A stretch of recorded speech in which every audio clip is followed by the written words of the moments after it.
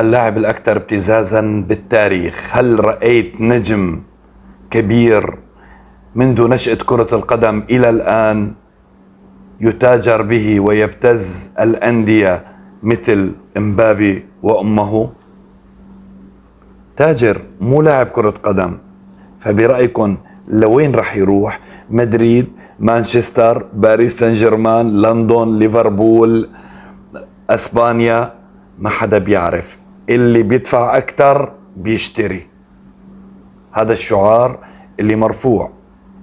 انا بتمنى المملكة العربية السعودية تكيش لفايز العماري ويجي مبابي يلعب بالدوري السعودي، خلي يزيد جمال وإثارة. للأمانة لاعب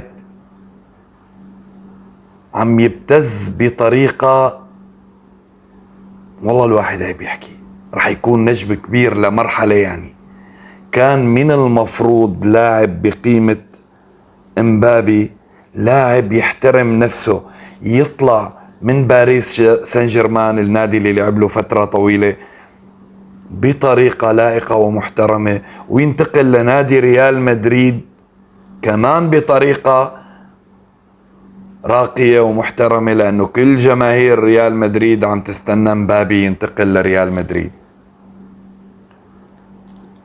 أما الطريقة اللي عم يتم فيها ابتزاز ريال مدريد وابتزاز باريس سان جيرمان طريقة للأمانة وضيعة جدا، وهي طريقة تجار مو طريقة لاعبين كرة قدم.